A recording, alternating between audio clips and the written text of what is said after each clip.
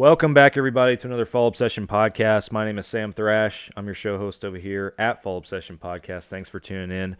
I am here this week with Gray Schneider. He's my guest, and he is the first guest on the podcast that actually gets to sit here and hang out with me while I do the intro. So we're gonna get Gray on the show here in just a minute with you guys, and you'll get to hear his story and the project that he's working on called S.O.S, Season of Stories.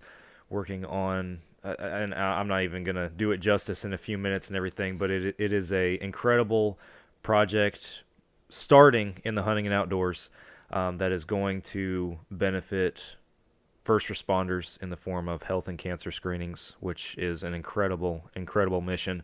Again, I'm saving it for the podcast. We'll get into all that in a second. You guys keep listening. Before we get there, I'm going to give our sponsors a quick shout out. Hoot Camo is the flagship sponsor for Fall Obsession Podcast. I started rocking Hoot gear last year on a hunt in Colorado, and the gear held up phenomenally. Can't say enough about it. Just the durability, the warmth, the quality, the versatility of the pattern, it's all there. And the best thing is it's at a price point for the blue-collar hunter and outdoorsman. So head on over to hootcamo.com, check out everything they got right there. And even if you're not going to get into a brand new full set of camo, they got fishing gear, lifestyle gear, golf gear. They got all sorts of stuff on there for you guys. They're recently in Shields down here in Texas, which is awesome to see them hanging out in there. So hootcamo.com, and if you use the code FallObsession15, that will save you guys some money at checkout. So go check them out and see everything they have to offer. Elite Archery is another podcast partner. I've been rocking an Elite bow for many, many years now. No plans of changing that. Got a new one on the way and can't wait to get that ethos in my hands. So I can sit up here and talk to you guys about how great Elite Archery is and how much I love their bows, but the ultimate test is for you guys to go shoot one. So go to your local Elite dealer, get one in your hands, and see what you think. Compare it to your bow, compare it to other bows you might be thinking about. And even if you haven't shot an Elite in a long time, you might say, man, I shot one a long time ago. Didn't really care for it. Technology and the archery industry changes extremely quickly, and Elite has taken full advantage of that. They're not the same bows that you might remember from 10 years ago or whatnot. So Elite Archery, go take the Elite Shootability Challenge today at your local dealer. The Outdoor Call Radio app is another podcast partner. Outdoors Dan from Respect the Game TV. He created an app that you can download on any device where you can stream hunting shows and podcasts on a loop every single day. You will catch Fall Obsession podcast on there on Mondays, same day as our new publications, as well as tons of other hunting shows and podcasts that we all know and love. Go download the Outdoor Call Radio app today. It's free. You can start streaming immediately. And follow Outdoors Dan and his pages on social media because he does some live radio shows throughout the week at local Midwestern radio stations and shares those broadcasts on his Facebook Live. Outdoors Dan and the Outdoor Call Radio app. Go check him out. Last but not least, Ridge Rock Hunt Company is another podcast partner. If you are looking to book a hunt with a vetted and trusted outfitter somewhere in the United States, give Derek Eves a call. He will work with you on all the details to find something that's right for you. Ridge Rock Hunt Company. Go check him out. Appreciate you guys tuning in to another Fall Obsession podcast. Be sure that you have liked and followed us on all the social media platforms. Subscribe to this podcast wherever you get your podcasts. And if you haven't checked out our shows yet on Carbon TV, please go do so. This podcast, our staff-inspired video podcast series, Couch Chat, streams on there. Texas Dirt and Midwest Mindset are our two hunting shows that are on there. Go check out what we got on Carbon TV. Head on over to the website, fallobsession.com. See everything that we got going on over there. Pick up a hat and a shirt if you're so inclined. And above all else, like, share, and get this content out there to the masses. That is the best and easiest way that you can help support Fall Obsession and all of our guests and everybody that we have on our shows every single week. So be sure that you are following Fall Obsession on social media, and we appreciate the support. With that, we're going to hit the intro, and then we're going to our conversation with Gray. You guys are listening to another Fall Obsession podcast. Oh, you got her, dude. She's down. Let's go. Dude, I just shot a deer of a lifetime. Freaking smoked him. One with nature, and if you're a believer, one with God. Definitely gets your heart pumping. Boy, you are in trouble. Fall Obsession Podcast. Well, welcome back, everybody, to another Fall Obsession podcast. My name is Sam, hosting you guys. My guest this week is Gray Schneider. Welcome to the podcast, Gray. Thank you for having me on. This has been a long time coming. Yeah, it's a pleasure, man. I've been excited for this one. You and I, we haven't known each other very long, but we've gotten to know each other very well, very quick, or so it seems. Yes. And primarily and first and foremost, that's through a mutual connection that we have. Mm-hmm. A fellow firefighter to me, Yep. brother-in-law to you. His name's Correct. Wade Cannon. Mm-hmm. And you are currently building something, a project that, I don't know, I have two worlds here, right? I have firefighting and hunting are my two realms that I dwell in most of my time, that is. Yeah. And your project that you're working on is a bridge between those two. And I personally, as you know, I find a lot of value and passion in that. But I want to start us off, and to break the ice on our conversation, introduce yourself and tell our listeners who Wade Cannon is. So Wade Cannon, I did not get a lifetime of getting to know him. I met him in... There's two different ways to kind of talk about it, because I almost met him one time whenever I came into the DFW area to visit his sister. I purposely had an extra long layover so that I could spend or trick her into spending some time with me, because that's actually how we met. We met, my wife Jess and we met at an airport bar of all places, at Dallas Love. We are that kind of weird, awesome story that people talk about. And so our kind of courtship really didn't start taking place until around 2019, but we'd known each other for a couple years. And then I came to see her in kind of the middle of 2019, and apparently the day that I came to see her was the day that Wade was taking out his boat for one of the first times, and he was super, super proud of this boat. But I always joke with Jess and joked with Wade that the first time that we should have met, he technically kicked me out of the state because I didn't have anywhere else to go. I was gonna just stop in and spend some time with Jess, and then he was like, "No, we're not gonna let Gray come out on the boat this time." And I was like, "Okay, I have this first impression of Wade that is he's definitely the big brother, you know." Yeah.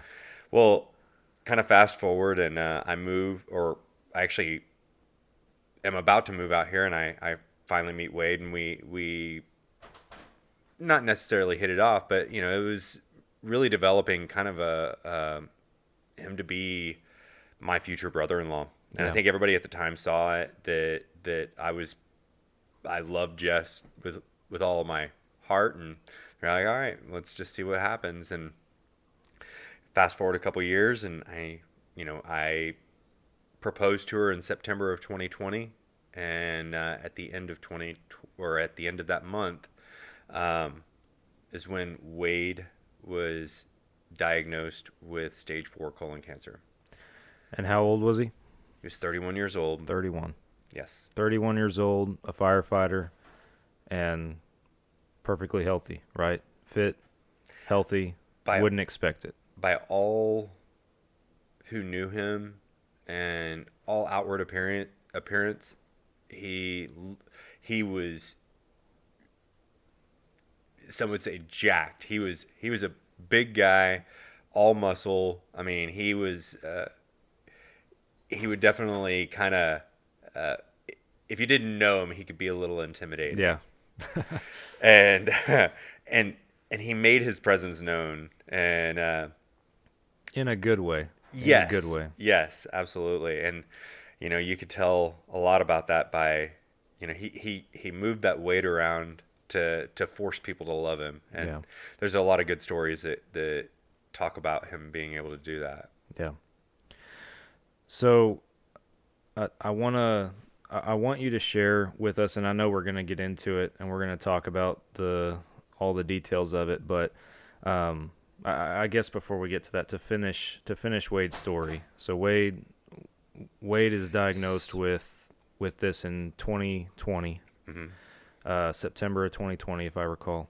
It's like the last couple days of September Yeah. of 2020. Yeah. So stage 4 colon cancer, which for a firefighter is in the state of Texas, it's a presumptive cancer, meaning that if you get colon cancer, it's automatically presumed that it's job related. Yeah. So at that point, Wade starts fighting a battle. A battle that's not easy, but I dare to say Wade made it look easy. He was I can't think of a person who was more positive and upbeat and motivated through a fight like that than Wade. There was a couple battles. It took me a second to kind of piece that together, because and we'll get into one of them, but yes, the personal battle with cancer. He was so healthy that the doctors felt that he could handle a much more aggressive version and time frame of the chemotherapy. At the beginning, they said, that they were intending it to be 10 to 12 rounds of chemo. Ultimately, it was, I think, 23 or 24. That was a lot. I've never heard of anybody going through that many rounds No, that's of chemo. incredible. And I mean, it is poison. And anybody that's gone through that, they can tell you that that's exactly what you're doing. I kind of touched base on just one of the wildest parts about it was, he had this dog, River, and River and him were super, super close. But every time he would get back from the hospital from his treatment, she would not want to come near him. And they finally figured it out that it was the poison was seeping out of his pores. And she was like, she could sense it and didn't want to be anywhere near him. And it would take a couple days for it to kind of work its way through before she'd come back over. But he fought and fought and fought. He tried to find every single way, whether it was utilizing chemotherapy, specific diets. He had a couple surgeries. And that was kind of ultimately what opened up. He started with his colonoscopy that he'd fought to get for about 4 or 5 months, and then ended up having to pay a pretty good amount of money to get in there. But ultimately, I believe that they were able to get a lot of it covered. But he had to fight just to get the colonoscopy. Yeah, because I mean he's 31 years old, Yeah. and to your point, no doctor and to your normal human being, they're gonna look at that like, no, there's no way, right? Or not that there's no way, but it's highly unlikely that we're gonna see something like this in somebody this young, and that's a little bit of that's almost false, because right now they're seeing that colon cancer is it is affecting younger and younger people, but those rules, those guidelines, and it comes down to one of two things. You have to either have a familial background, or you have to have hit a certain age threshold. right. And if you can't do one of the two, then you're either forced to pay out of pocket, or you just go without. I mean, it's most of the time for a colonoscopy, it's very, very easy procedure. There's a couple ways to do it. They can either knock you out or they can kind of gas you. It takes about 15 minutes or so of total procedure time. And really, it's not terribly invasive. There's a whole lot of stigma to it in ways, but an actual colonoscopy can find polyps, cancerous polyps, and catch them in time to be able to save lives. Yeah. And they were saying that the polyps and the cancer had started growing whenever he was 28 or 29. And so it's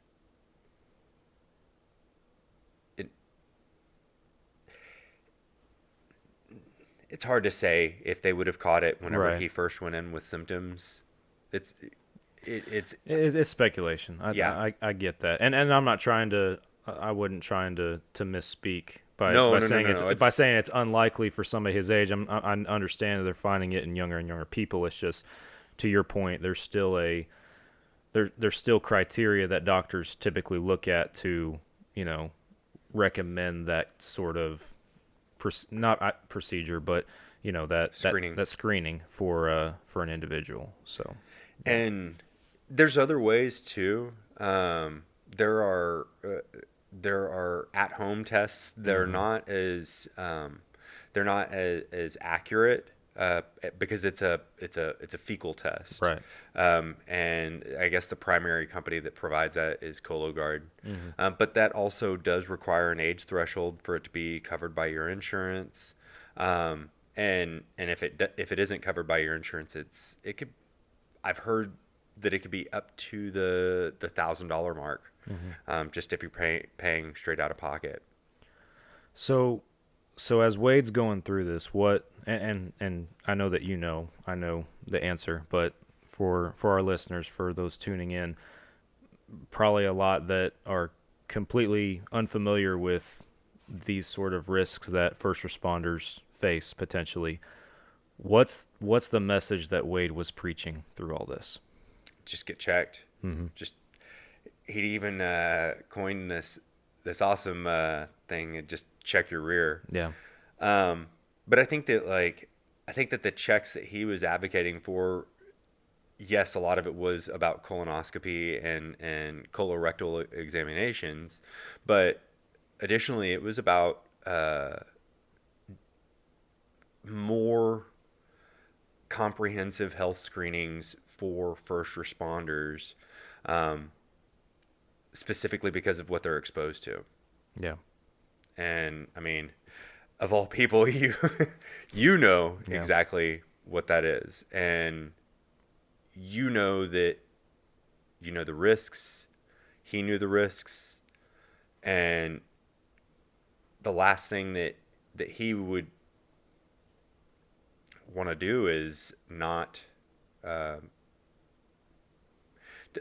he didn't think about those risks necessarily every time he put his gear, his bunker gear on. Nobody does. Nobody right? does. The tones go off in the station. We're excited for whatever call we're rolling on. Yeah. Unless it's I stubbed my toe at 3 a.m. Maybe not as excited for those, but we're putting on our gear. We're going on these fires and everything, and we're excited to do our jobs. This is what we signed up for, and not to make light out of somebody's bad day, because it is a sad day when somebody loses their home or something like that. But at the same time, it's what we train for, right?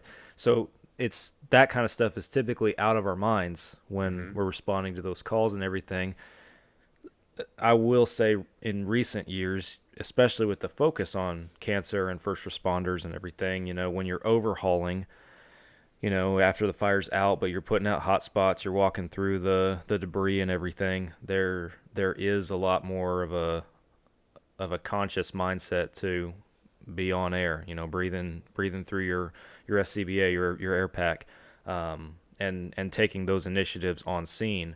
But and coming back to the station, more and more fire departments are getting their guys 2 sets of bunker gear, which is great, so that we don't have to finish a shift or a tour wearing the same dirty set of bunker gear that we just fought fire in that has carcinogens and all sorts of stuff built up in it. The stuff comes right off the rig. It gets broken down. It gets washed immediately. We get into a clean, fresh set. A lot of departments have precautions to where we're taking showers. Like, you don't go back into service until your gear has been broken down in the extractor, your tools are clean, and you're clean. You've taken a shower and washed yourself. So we are seeing a heightened awareness through all that. But again, to your point, that's a long a long response, No. but to your point, it's not at the front of our mind when the tones go off. Yeah, and I mean, I remember a lot of conversations with Wade and the Cannons where it did, it's just like you're saying, and not to make light of people going through horrific and terrifying situations, but it is exciting for firefighters. It is what gets their blood pumping. They want to get out there. They want to make a difference. They are heroes. That's what gets. It's what drives them. Yeah. And so seeing that and seeing how hard Wade worked to get his screening, he made it his mission to try and help other firefighters get screening. And earlier on, it was really with an emphasis on the colorectal.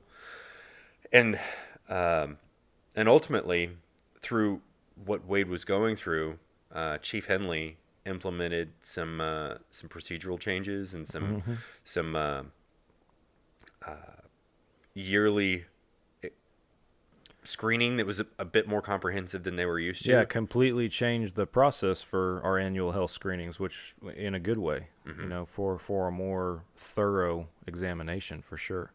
So with the change, is it okay if I ask you a couple questions? Yeah, absolutely. And if we didn't bridge the gap at the beginning for people who may be unaware, like the agency, the fire department that I work for is the same fire department Wade worked for. So Yes. that's where my connection with Wade is common in this Absolutely. sense. So And so through Chief Henley's implementation of that new company, that new organization that they brought in, what would you say? Do you feel just a greater sense of relief when you get out of your yearly physical, your yearly exam through that organization? And like, does it allows you to sleep well at night rather than worry?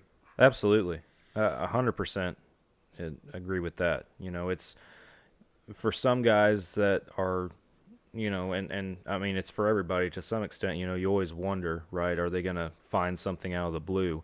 So to have that peace of mind is, yes, it does make you sleep better at night and everything. And then one thing that I make a point doing, I encourage other firefighters to do is, your insurance does allow, or most cases I feel like should allow for you to go out to your own primary care and get a physical, right? Mm-hmm. So like, for example, we get all of our annual testing through the fire department done, in the December, January window.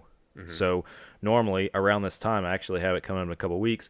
I go to my primary and I have them do a physical and a full blood panel and all that kind of stuff at roughly the 6-month mark. That way, I'm not waiting a full year potentially before they find something that might have popped up, Would you say that your firefighter brothers, all of them do the same thing? I will say since Wade, a lot more do. I can't say that everybody does it, and not everybody might not need to or feel like they need to, but a lot more people are doing that, and that's good. And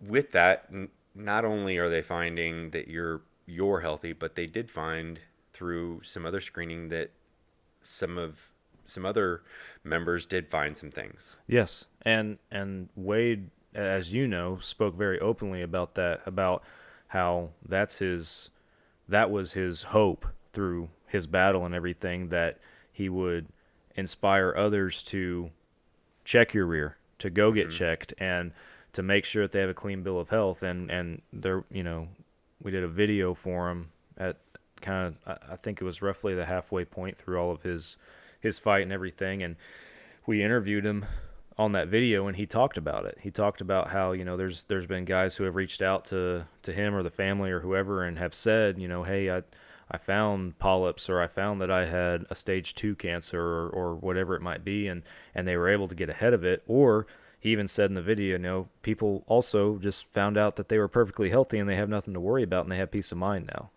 and again, that's that's the important thing, that people have that peace of mind, or people catch it early and can get ahead of it, especially in the first responder community. There's plenty of it's applicable to plenty of other industries out there that deal with toxins or chemicals, whatever the case might be.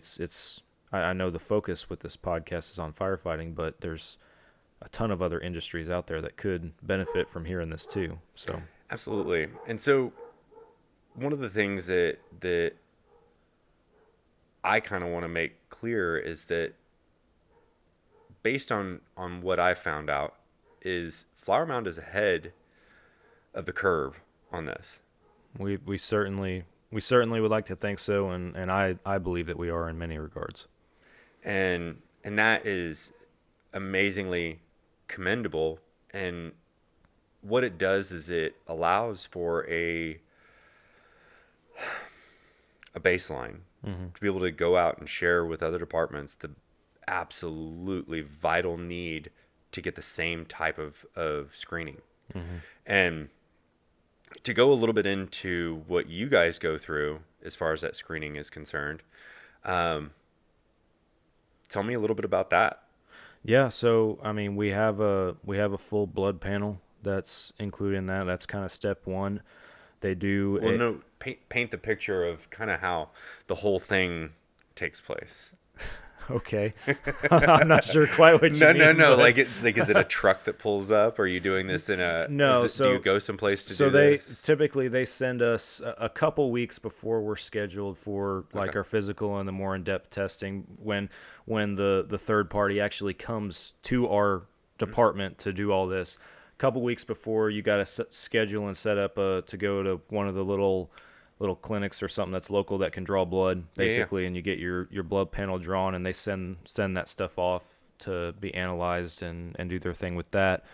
And then you come in for your physical. They do a hands-on examination, just like a normal physical. For cancer screenings, they do ultrasounds all over the body, different organs, different body parts and everything, with the ultrasound checking for any abnormalities that they might come across. For the cardiovascular side of everything, they do a cardiac stress test, like you're getting on a bike and you're riding for so long hooked up to an EKG, and they're monitoring your heart rate and everything like that. You have sit-downs with physicians within the network and everything to go over your familial history and your meds and any conditions that are pre-existing, whatever they might be. They do the vision test, hearing test. It is all inclusive and thorough in that regard. And then after you go through all that, they have a conclusion visit, like a week later. You come back in to meet with another physician that has all the results from everything compiled, to basically say, hey, you're healthy. This, I know they put like scores and numbers to stuff, obviously, and firemen make it a competition, of course, but hey, you're healthy, you're fit for duty, you're good, or hey, we found these things. Are you aware of this? You should follow up with your primary care or specialist, whatever it might be, because we found XYZ, or anywhere in between, whatever it might be. So that's kind of a. How long does the really comprehensive part? How long does that process take? I mean, you're in there for, I don't know, 30 minutes to an hour, depending on what they're finding, and stuff, and also how backed up they are. Sometimes, if the guy in front of you has a longer laundry list of medications, maybe you're in there a little bit longer waiting, or whatever the case might be. It's not a super long and strenuous process, but they're thorough. And everything is checked. That's awesome. And that right there, I can tell you, as somebody that's not a firefighter, I don't go through that every year. Right. I don't. I probably should.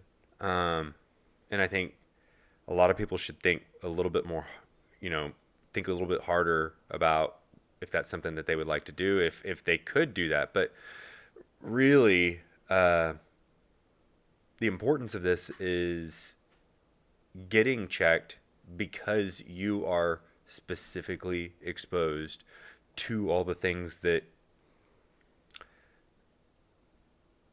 cause these problems. Yeah.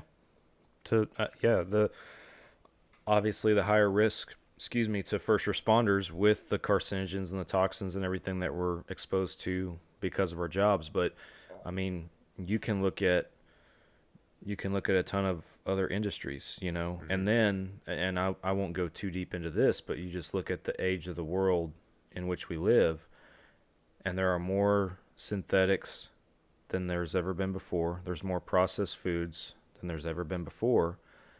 There's more stuff that is not natural to the human body out there that we're either breathing or consuming or touching, whatever it might be, than we ever have before. Mm-hmm. And coincidentally, at the same time, you're hearing about more and more people just in the general population that have whatever cancer than ever before. Like, my dad is almost 70 years old, and when he was, a young man or a teenager or whatever, the number of people that he knew of with cancer was nowhere near what it is now. Yeah. So take that what you want with that information. Yeah. But I mean, it's just, the point is, it should be a primary focus as far as regular checkups and everything for any human being in today's world that is able to accomplish that.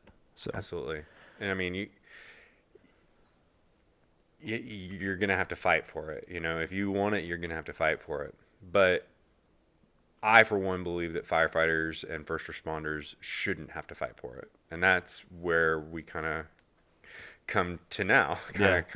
Well, and I know we've talked a lot, and it's been good. It's been needed to provide that story and that background on Wade and who Wade was, who Wade is. I want to ask you though now, and I want you to talk about where we're tying this world of first responders and cancer and all the stuff we've talked about into the hunting and outdoor world with the project that you are now leading. This is, and it's exploded into something really, really magical. I have a love for the outdoors. Specifically for me, I'm a waterfowler. I'm duck hunter, goose hunter, whatever it is. I just like to get outside. I like the social aspect of it. I like being able to get out there with friends or family and just make these amazing memories, because it does to me, because my wife does not eat duck meat or goose meat. So our freezer does not necessarily need to be full of that kind of meat for us to survive, because she's doing okay without it, and I can try and cook it as the best I ever did, and she is still gonna have zero interest in it. You gotta tell her it's something else. I know. But yeah, there's stories about that too. I tricked her once into eating. I just told her I was cooking kung pao, and she came home, and I made the kung pao sauce from scratch. Just rice, and then kind of had everything seasoned, and it was really, really spicy, and I think that's why she probably didn't necessarily pay attention to the texture as much. But by the time she was done, we made a phone call to my brother, and he kind of knew what I'd been cooking, and she goes, and my brother was asking what the ingredients were. It's like, soy sauce and ginger and garlic and this and that, and then Jess chimes in and she goes, and chicken, and I go, no, alligator, and she's like, wait, no, chicken. I go, no, alligator, and so Kung Paligator was born. Kung Paligator. And so, and to this day, she kicks herself, because that was like the day because she loved it. She really enjoyed it. I think she just felt bamboozled. Yeah, a little trickery there. Exactly. I cannot do it with duck meat. She knows way too early whenever I start cooking that. But that being said, what I enjoy the most is getting out with my friends, and just, whether it's public land or private land, it's it doesn't matter to me if we're killing ducks. It's really just about being in the outdoors. Yeah. And so a while back, I started seeing kind of this interesting thing happening in the duck call community where people were taking old duck calls, and they were modifying them, they were recutting them, and they were making it to where it was more, it was more suited for the sounds that we believe that ducks are listening to and attracted to. And so from that, I had this idea that I wanted to kind of send a duck call on a journey where it was going to travel around and get modified, like add this or that, or like just be a growing package. And then I started thinking, man, this could be a really cool idea if we did it to raise money, and if we did it with some celebrities in the waterfowl industry. And I started reaching out, and I reached out to a really, really awesome guy. His name is Forrest Carvajal, and he runs Pond Creek duck calls out of Greenbrier, Arkansas. And I reached out to him, and I had actually ordered a custom call from him, but we kind of developed this friendship. I started relaying what my idea was, and he was like, man, there's a guy that you need to reach out to and talk to and kind of get their blessing and make sure everything was okay with the way that you're approaching this, because you may make waves and this and that. And so I did, and I reached out, and it was like, okay, this suddenly opened some doors, because it was like, let's not modify something now. Let's start fresh. Let's start fresh in this with a brand new duck call, but of the highest caliber. And let's see what we can do with that and some equal quality gear, but it's missing something. And started thinking about something that Chelsea had mentioned at Wade's funeral, and Chelsea is Wade's wife. For folks that don't know. And at Wade's funeral, she read a couple of different texts from that she had found in his phone, because he started journaling towards the end of his life, kind of almost secretly sometimes. Yeah. And she found these amazing quotes, and there was this one quote involved, and I think it was really meant for the Cannon family. And it was directed at them, and it said, if you want to visit, leave the steel and concrete behind and go see the outdoors and see what God is, this beautiful thing that God has made for us. And I probably butchered a bit of it, but you understand the gist. Yeah. And really just kind of, because his goal was to get his family outdoors, and he really, really had started doing that. He got his parents outside. He got me and Jessica to join them, going on, countless adventures. It was like if we would go on a family vacation, it was always a hike involved. It was always about, like, what can we do outside? And so with that, I started thinking about the journal, and started thinking about, like, how do we, like, catalog or talk about this journey that's going to go. Mm-hmm. Let's think about kind of the root of that, which is getting people journaling, and the cathartic feelings you get from journaling, just putting pen to paper. It feels really good. It's therapeutic, but it's raw. Right. And I wanted to capture that feeling. I wanted people to feel like they were in the blind with with others, that with these celebrities that we were getting to make these, to take this journal on a journey.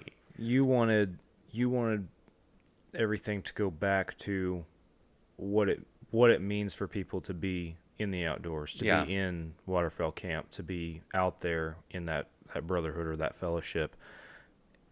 These famous people that a lot of us might look up to in a lot of senses, but you did not want it. You don't want this to be under a spotlight for them. You want this to be its truest sense. Yeah, because if you think about it, a lot of these outdoorsmen and women they're out there and they've got cameras following them, and everything gets, everything's documented. Yeah. But then like it goes back and then edited and put together, and the best version of it is what everybody sees. Right. And for me, like, I know what I remember from my hunts. I know what's important to me. And I know that, like, if those things that are important to me, those intrinsic little nuanced experiences, I'm going to remember something about a trip differently than you are. But if I'm writing that down, I'm showing where that emphasis is to me. Right.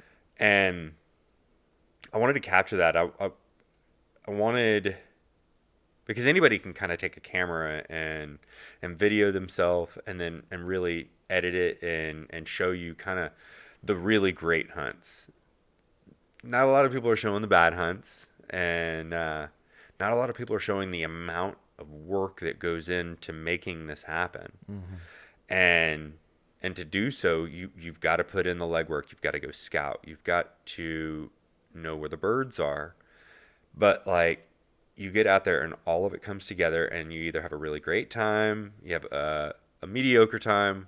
But if you're having a bad time, you're doing it for the wrong reasons. A bad time, something really bad has to happen, or you're not, in my opinion, you're not thinking about it from the sense that, like, you're out there, you're just enjoying Mother Nature and getting to spend time and make these memories with some friends. Yeah. And so,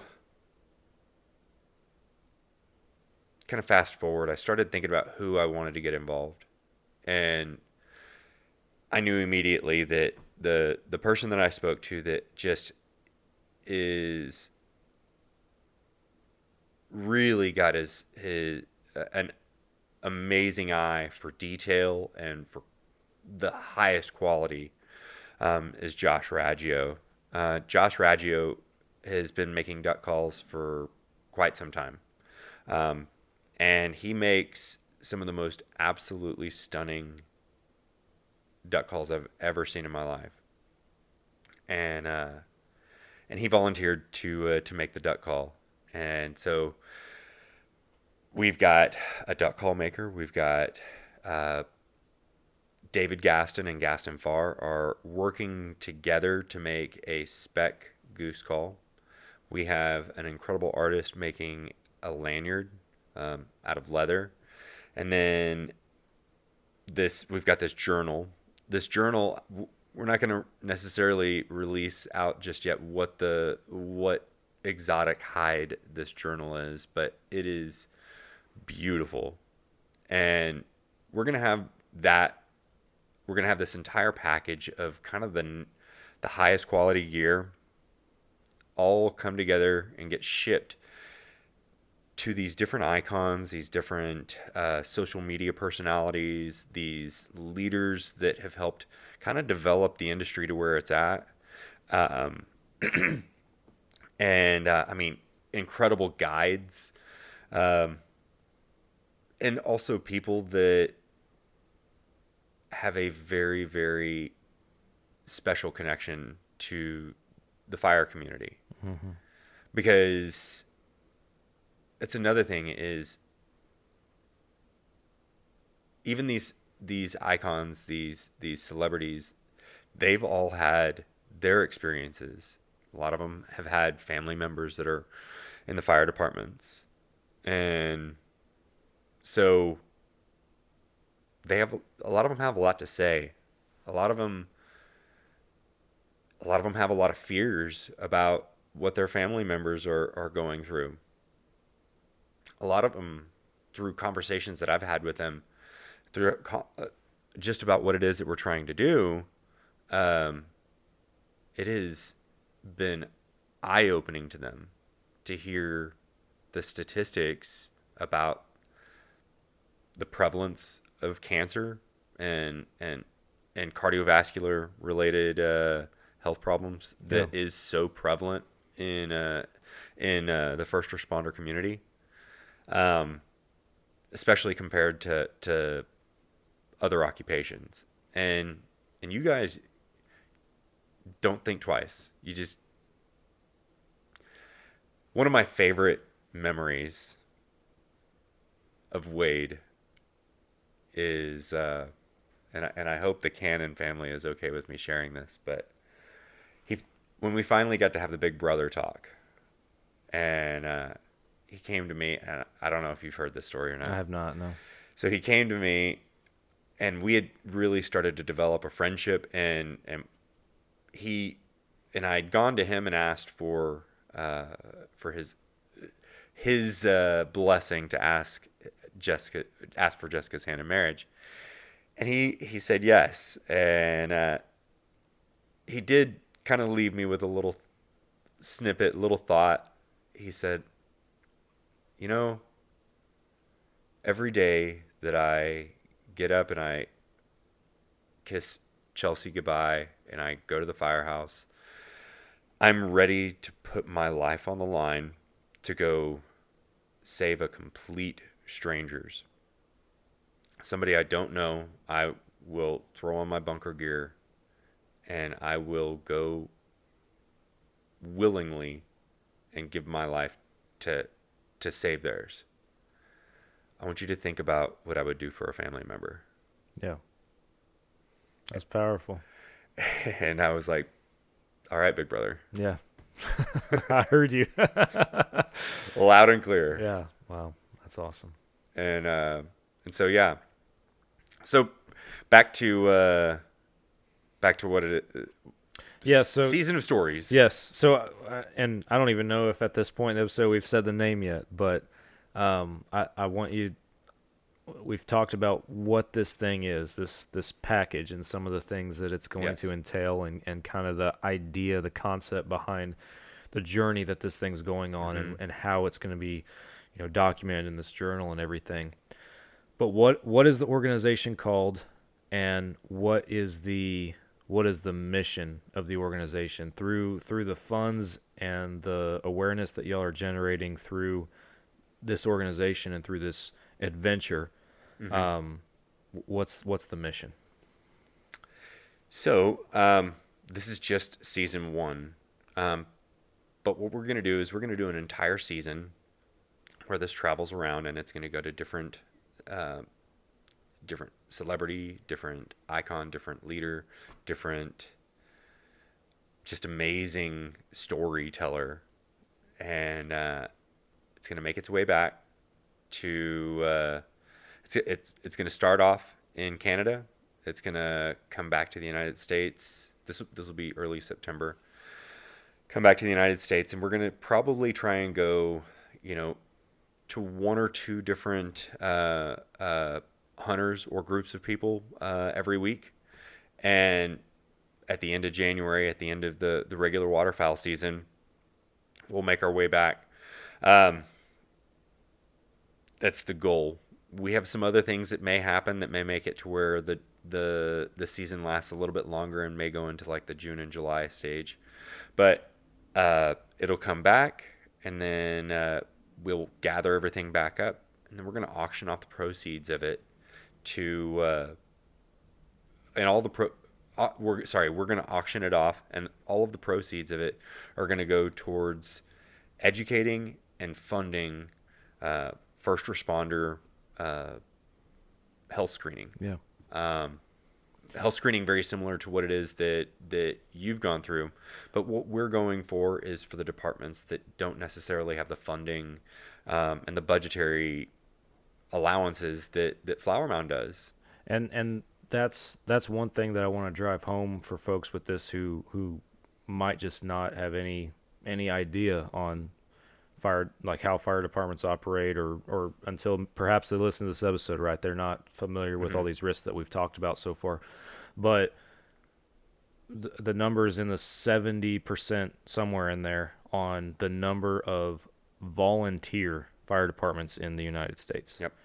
That's a huge number. You think of all these big cities or these suburbs like what our department is and everything like that, and departments that have funding or have screenings of various capacities like this for their folks. But how many departments like that are made up of civilians from the chief down that work other jobs, that live in small communities, and they're doing the exact same thing that we are. They're exposed to the exact same stuff.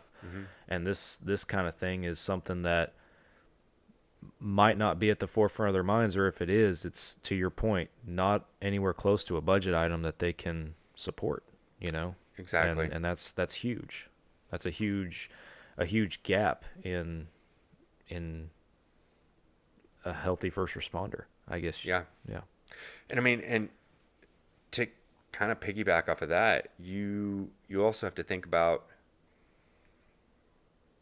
I mean, can we talk just a moment about the quality of the PPE that you get Absolutely. to utilize versus the quality of the PPE that you get to utilize is probably a little bit better than some of these volunteer departments get to use. No, and to that point exactly, it's not knocking or discrediting these volunteer departments, because I personally have worked for a couple of different volunteer departments in the past, and one was very, neither one, let me start by saying neither one any better or worse than the other one. Yeah.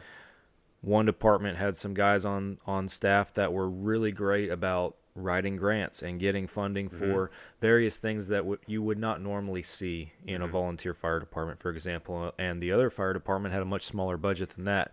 And because of that, bunker gear, equipment, and all that kind of stuff, you had to make it last longer. So I'm a career fireman for a full-time fire department, for example.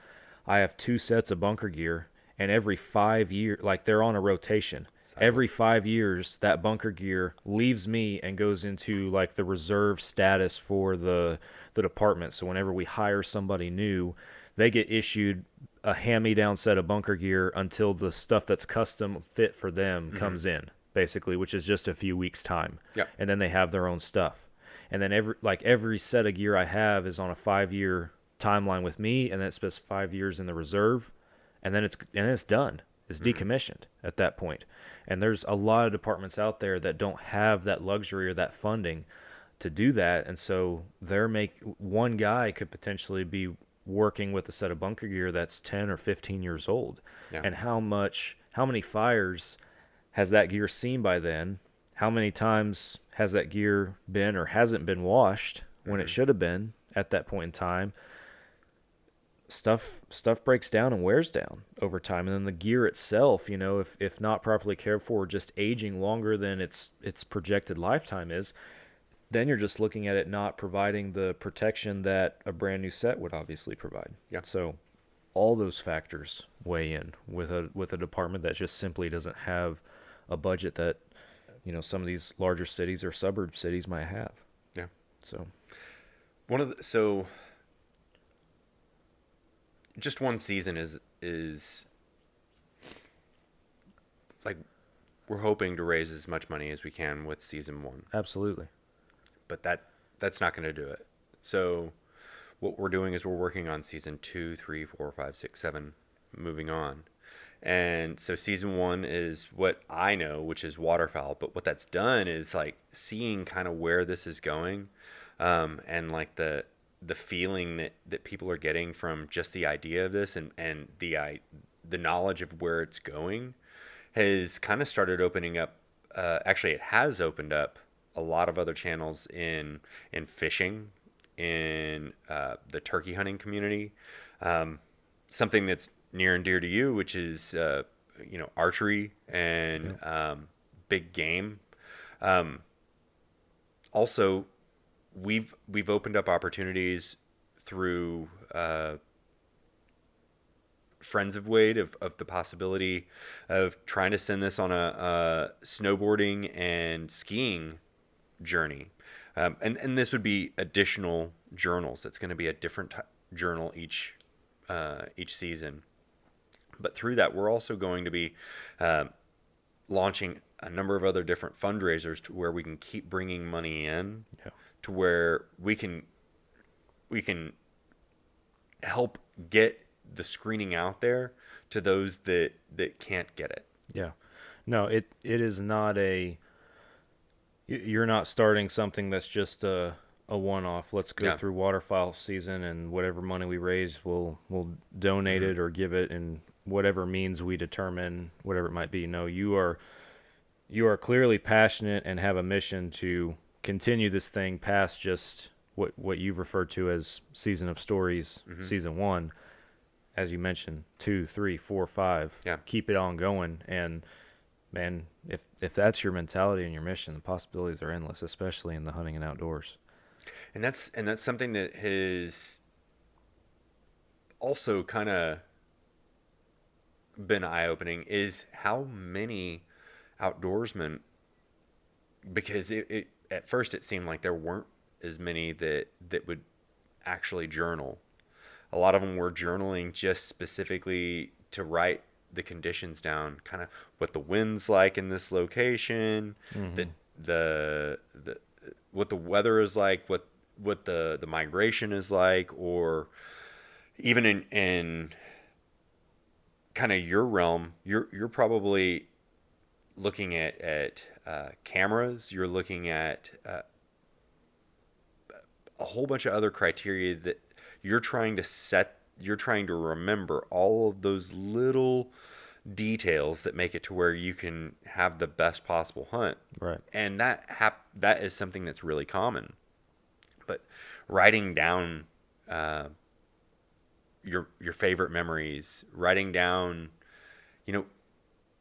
I utilize, for instance, we have a number of people that are going to be going on the hunt with our gear, that it's going to be a really meaningful hunt to them, because it's going to be with really, really special people to them. People that, it's a grandfather and his grandson. It's going to be, 2 women hunters. It's going to be, 2 up and coming world champion duck call makers and duck callers. It's going to be people that have stories to tell. Yeah. And people that haven't necessarily told their story in this type of way. Mm-hmm. And I just find that, to me, I find that fascinating. I maybe I'm not the only person, but I would hope that I'm not the only person. Where you think you are, man. Where you think that you think about, so and so they go out and they're gonna put in the same amount of time and effort, because I don't know a whole lot of people that have the wherewithal to where they just go on successful hunts all the time. You have to put in the work. Absolutely. You have to put in the work. If you don't put in the work, then you're going to find out here pretty quick that you're either lucky or you're lazy. Yep. That's a good way to put it. Because there's a lot of people that get by for a year lucky, but there's not many people that get by 2, 3, 4 years. Yeah. You find out real quick, and then you're like, okay, yeah, I've been lazy. If I really want to do this, then I'm going to have to go out there and I'm going to have to put some blood, sweat, and tears into this. Yeah. Then there's people that have been doing it for decades, and they've got equally impressive stories to tell. And because the same thing happens year after year after year, and they remember these things. But something new is going to happen on every hunt. A memory that they're going to remember that is touching to them, Yeah. funny to them, embarrassing. I, for one, I have a group of buddies of mine, and the beginning of the season, we'll say that there's always the hopes that somebody's going to fall into the water and fill their waders, and and it's always me. It's always me. And yeah, it's always me. And luckily, last year it happened. The 2 or 3 times it happened to me last year. It happened early season, and I didn't freeze my butt off or anything. Yeah, it wasn't too cold just yet. Yeah, it was. But it makes for, a great story to tell your buddies. It's like, oh, each time I go out hunting with Gray, it's like, is he gonna fall? Is he gonna fall? Yeah, when's Gray going in the water? Come on now. Exactly. But yeah, I'm not the only one that happens to. There's all of these people. They put their boots on, they put their waders on, just like we do. Yeah. And that's what we're trying to capture. And so that's what we're gonna do. Yeah. September 1st is when our first storyteller, Joey D'Amico, will be taking the package. And then it will be making its way back into the States. And it's going to be kind of crisscrossing the country. It's going to go down to the Gulf. It's going to go East Coast, West Coast. It's going to do definitely some Arkansas, Missouri, some panhandle of Texas hunts. That's awesome. We have some incredible storytellers lined up, and the list is growing. Everybody we reach out to is learning about us, and they're learning kind of the momentum that we're gaining, and it's taken some time to gain the trust of a lot of people, because we just kind of came out of nowhere. Yeah, but a lot of people really, really do share this same passion that we need to get our first responders regularly checked, and there shouldn't be any reason why they can't get checked. Yeah, absolutely. Shouldn't be age limitations. It shouldn't be familial limitations. If you're exposed to an environment that is conducive to giving people cancer, then you should be given screening. Yeah, it's as simple as that. Absolutely. And the hope, and I believe it'll happen, as we've said through this project, is that's going to be a realistic thing that can happen to more and more people, thanks to Season of Stories. Yes. And I want to talk before we conclude our conversation too. I want to talk about the name itself, because the season and the stories, I think our listeners can see how that's applicable. Mm-hmm. But if the initials are S.O.S, we're helping. Yeah. I love it. I love it. It was, if anybody has had to create anything, create a business, just create anything, you have this idea and you want to convey it, and then like over and over and over again, you're like, oh, we're close. But then like we saw it, and I knew I wanted it to be a meaningful monogram that actually, first and foremost, I didn't want the monogram to be like ASS, Right. And so I was like really cognizant of that. And then I started thinking, I was like, what monogram is the most recognizable monogram out there for help and S.O.S. Mm-hmm. And then I realized that we wanted to do volumes. We wanted this. It was really quick that we realized that we wanted this to keep going and going and going to where we could try and help as many people as possible. And so it was, okay, so there's going to be seasons, or there's going to be versions. We're going to be telling stories. Season of Stories. Yeah. And it just worked. Yeah. And I think that monogram right there is powerful for a lot of reasons. I mean, whether it's a pilot, whether it's a boat captain, a veteran. The layman. Mm-hmm. Everybody knows what it means. Exactly. Yeah. Yeah. And so that is what we're trying to do, is to be able to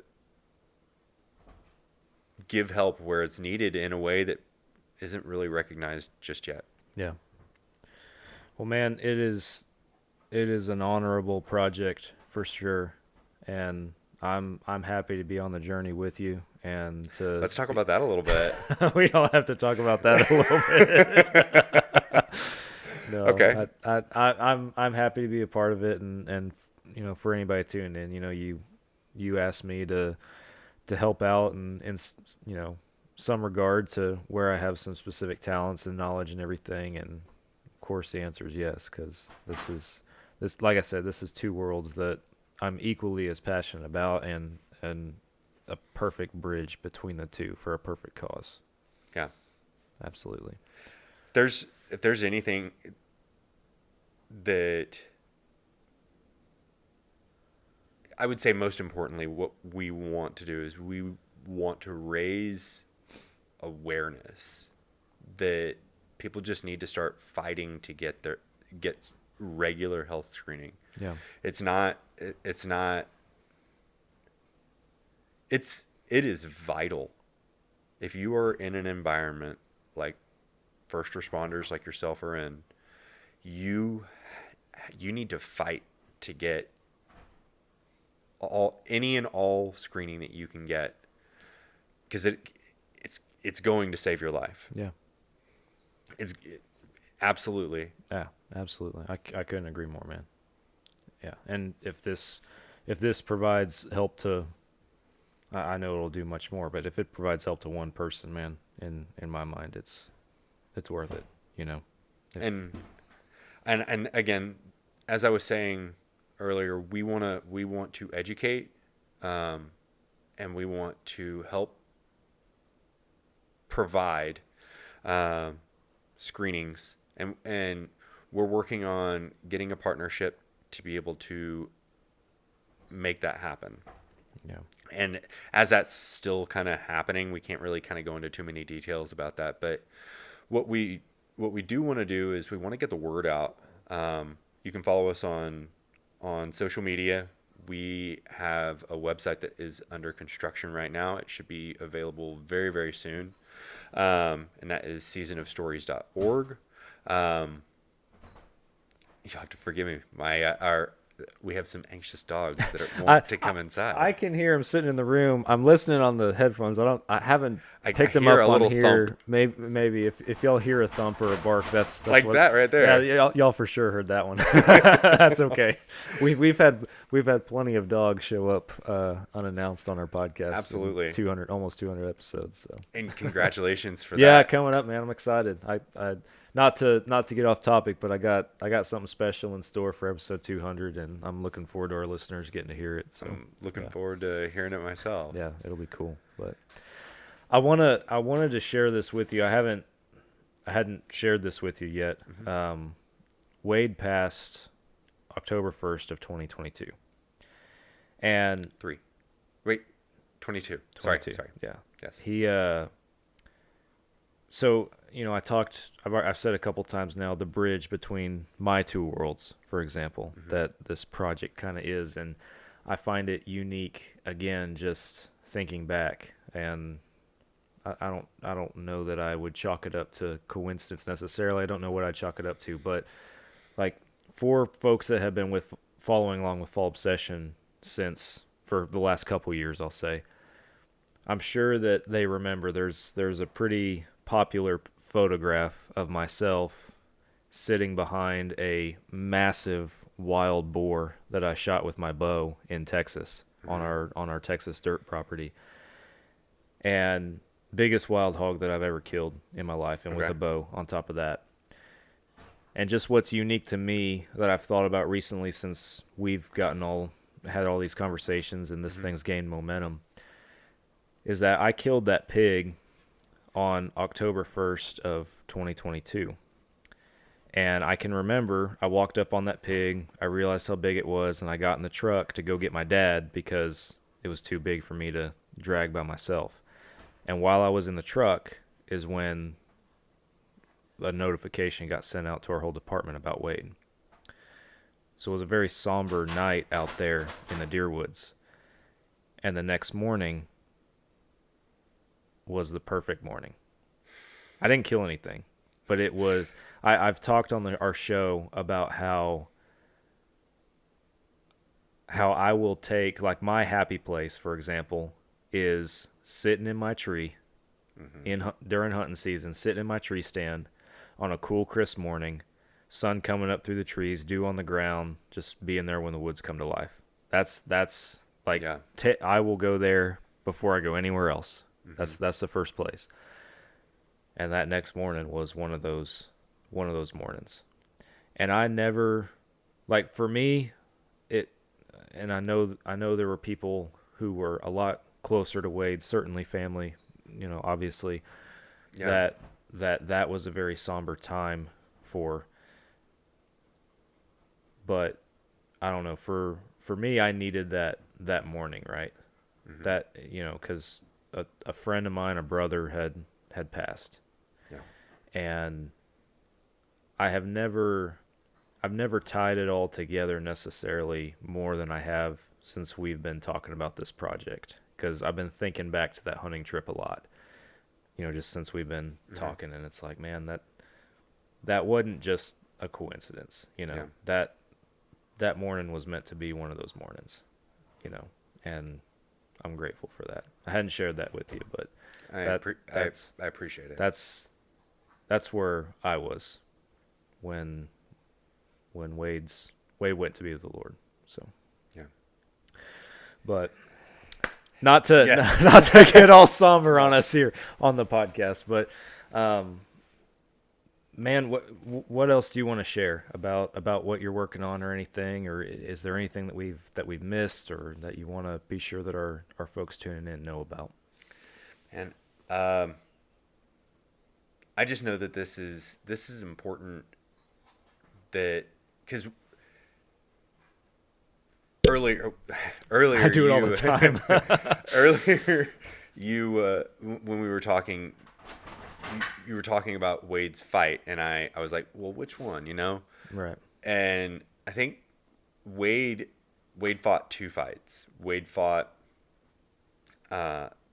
cancer itself, which we're finding that we're not going to beat cancer per se. Right. But what we can do is offer help in getting people to find cancer sooner. Mm-hmm. Because if you're going to just wait until those very specific requirements are there that say that you can go get checked now, that's just making it to where the average, like the average person that would find those things is going to find it now. Right. What if you are in the minority that is under that age, right, under that threshold? I mean, in particular, I just want to really, really express how important it is to get screening, especially, again, first responders. I just want to make sure that if anything, the message that it is that important is understood. And that was what Wade wanted, and that was his other fight, was to get people screened, to check their rear. Yeah. And so, that's what we're going to do. If I am just a duck hunter that was very, very blessed to know Wade. And I don't know much about what it is that I'm doing, but I know that I'm learning day in and day out.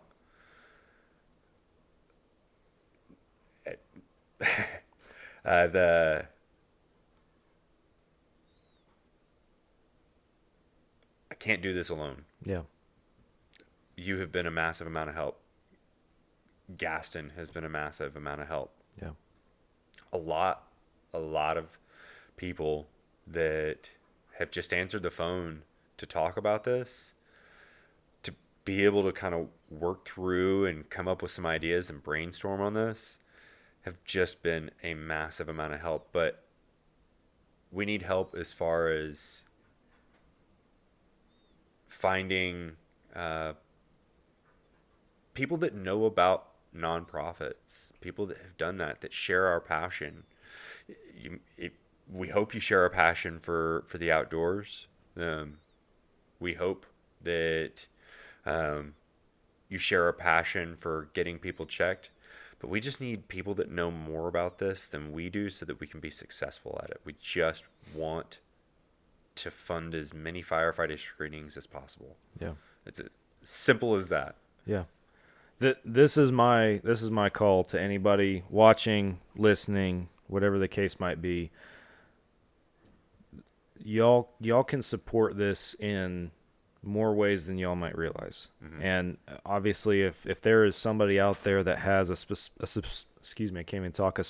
talent mm-hmm. that you guys might think would be helpful to this project, please reach out. If you are plugged in with an organization in the hunting industry or want to donate funds, whatever it might be, this isn't an ask for money by any means, but we do need money. But if that's what you find you're able to do, then please reach out. If you don't feel like you're plugged, if you don't have an organization in the hunting industry that can help out, if you don't have funds that you feel like can help out, sharing the Season of Stories pages, the website, sharing this podcast, mm-hmm. that's how you help out. Because for all anybody tuning in might realize, you share this podcast on your own personal Facebook or Instagram, whatever it is, somebody else tunes in that this is relevant to, that can help, or that goes and gets screened because of it. Mm-hmm. That's the mission. That's how everybody supports each other. That's how everybody helps through this and joins together, big and small. And so that's my call to anybody tuning in, is that if nothing else, just click the like and share button on this episode. That is the absolute least you can do. It takes 2 seconds, and it could literally save a life. Mm-hmm. It literally could. Absolutely, because there are people out there that don't realize that screening is available. Yeah. And they may have been dealing with symptoms that they knew were not quite right. Right. And if this reaches them and touches them and convinces them that they should go get checked, because that's a big fear too, is also going to get checked. Because mm-hmm. what if you do find something out? Exactly. If you find out that you're healthy, that's the best thing that you can find out. But if you find out that you are catching something earlier on, and you can fight it now, mm-hmm. that's the difference maker right there. Yep. That changes a life. Yep. Exactly. Great. Tell everybody one more time how they can find y'all. I know you mentioned it earlier, but once more. So we've got seasonofstories.org. That should be, and that's seasonofstories.org, and that should be coming out in the coming week or so. We also have Season of Stories on Instagram, and then we are building more of a base on Facebook as well. Mm-hmm. We're open to exploring all options of being able to get the word out on this, and we'll listen to all options too. We just want to make sure that the message gets out and that we can get people checked. Absolutely. Awesome. Well, man, I appreciate you coming on the show to share all this. I appreciate everything that you have done. Man, like I said, it's my pleasure. Like this is a good cause and an honorable cause, and I'm honored to be a part of it. So thank you. Yeah. For those tuning in, appreciate y'all listening and making it to the end. Thank y'all. As we've already mentioned, share this episode. Get it out there. Get it out there to the masses. Make it Make it the most downloaded podcast episode we've ever had. I would love for it to be that, but that only happens with you guys spreading the word. Hit up the social medias, catch the shows on Carbon TV, all that good stuff. And as always, I'm back with y'all again next week for another podcast. Catch you then.